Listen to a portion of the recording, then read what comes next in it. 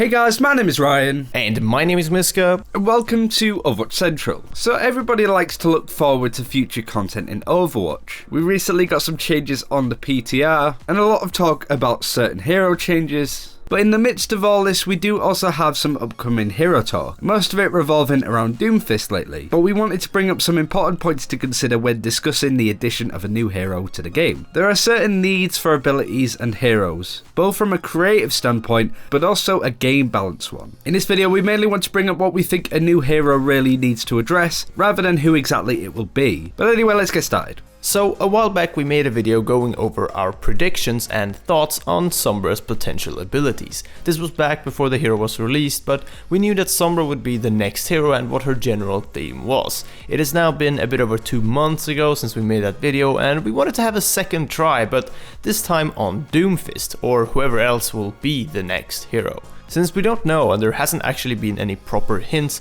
as to who the next hero will be, so far at least, we're going to look at what Overwatch needs from a hero roster and ability standpoint, at least in our opinion. To this there are a few things we need to keep in mind. First up is of course the current ability types that are in game. We need to take these into consideration to see what we currently have, since the devs have on several occasions said that they want to make all of the heroes as unique as possible. Whilst we can mix some of these ability types together, we can't just straight up copy most of them. We're gonna run our supercut again here, but if you don't want to see it again, then simply just skip a little bit further ahead in the video to the timestamp on screen right now, and then you can just continue from there. Anyway, these ability types include stun, heal, heal prevention, damage, damage over time, damage boost and targeted damage reduction, self-heal, armor increase, projectile absorption, flying, AoE damage, blink dash, reflecting deflecting damage, cleave, AoE wall hack, scattershot, projectile drop, AoE damage, knockback, remote controlled objects,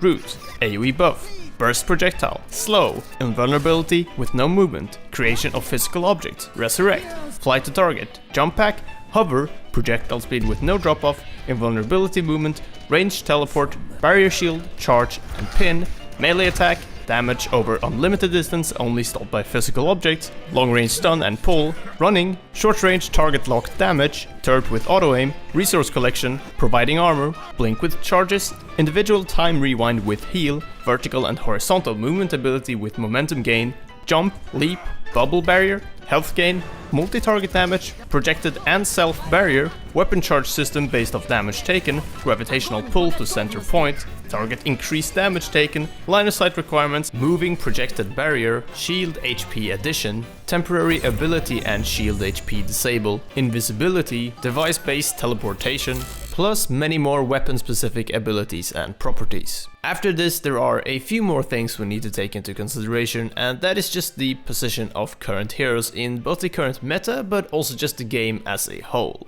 A couple of heroes that come to mind straight away are Lucio and Reinhardt. These are two heroes that have never really dropped out of the Overwatch meta due to their extreme versatility of them, as well as the incredible, unique and reliable toolset. The goal is then naturally to either rework these heroes or change them to the point where other heroes can contest their spot in the team, or alternatively create a new hero that can replace them in certain situations. This is the incredibly difficult part, the constant balance and rock paper scissors game Blizzard are playing with their own game design. Another thing to keep in mind is of course the current and any upcoming metas that we may see, and where we are with the game's current balance. A big part of the community were arguing that the tank meta needed to be changed for the game to be revitalized, but not only that, it was required before properly implementing a new hero into the game.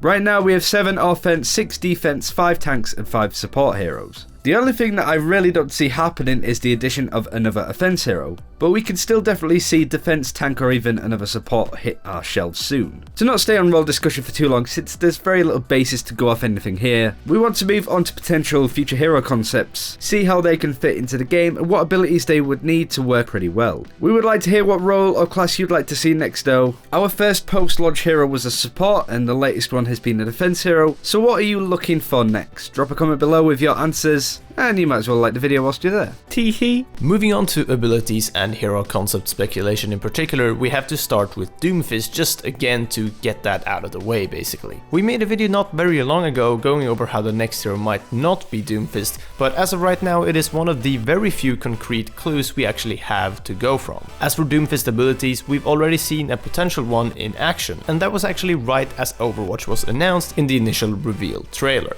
In that trailer at the museum with Winston and Tracer fighting Widowmaker and Reaper, the older brother out of the two kids in the trailer, supposedly called Brian according to the Overwatch wiki at least, actually equipped and used the Doomfist in the trailer. He performed a sort of Doomfist punch that created a massive shockwave around him that threw his enemies backwards. This could potentially be an ability for the hero if Doomfist does end up being a hero, but other than that we can only take a look at what Sombra brought us really and what we are missing now to make the game more complete. In our last video similar to this one, I brought up how Sombra would most likely be a disabled based hero with abilities similar to silencing heroes in other games. And Sombra did indeed fill that slot of being a utility hero with disabled based abilities. So if we look at other hero based games rosters, what are we missing now? To begin with, let's sort of semi-debunk that Doomfist ability, but the fact that it's basically another knockback ability makes us stop for a second and think, as we already have a lot of knockbacks in the game. Anyway, let's look towards what we like most in other heroes. One thing we don't have much of are standard abilities that affect enemies in an AoE. We have Lucio who buffs his team with an aura-like way, but most other AoE abilities in the game are ultimates. More of these abilities could be interesting, but easy to make a bit too strong in Blizzard's eyes. Another thing we're missing almost completely are more auto-cast types of abilities. We have Hanzo who can fire different types of arrows, which is fairly close to this, but adding a hero with an ability to simply enhance basic attacks is a very interesting idea to toy with, and might actually fit well with the Doomfist concept, like different settings to his glove or something like that. On top of that, we've seen a lot of characters with disables join us recently, so I don't think we're going to see a major focus on that for another hero. At least not for a little while. I wouldn't be surprised to see Blizzard explore the options for more groundbreaking ultimates though. Ultimates that require the team to think outside the box instead of just running in gun-ho. Symmetra currently has 2 ultimates, Jeff Kaplan has expressed interest in potentially doing that again, so we may see ultimates for upcoming heroes that are very, very different from ultimates that are already in the game. Anyway, that's the end of our speculation spree there. Thank you very much for watching. We do really enjoy discussing stuff like this, so please join us in the comment section if this is your thing. If not, the best way to let us know that you like this kind of video is to like this video if you want to see more speculation kind of things on future heroes and stuff like that. We understand that speculation might be something that you guys may not be interested in, so we're trying to sort of spread it out with other content. Yesterday we had some pretty good tips going out, and tomorrow we have another video entirely. We try to cater to everyone, and the only basis of this channel is if you love Overwatch, then you're going to love this channel. We want to help people with competitive stuff like that, sure, but this is just all things Overwatch. But that's it for this time. Thank you very much for watching. Take care. We'll see you then.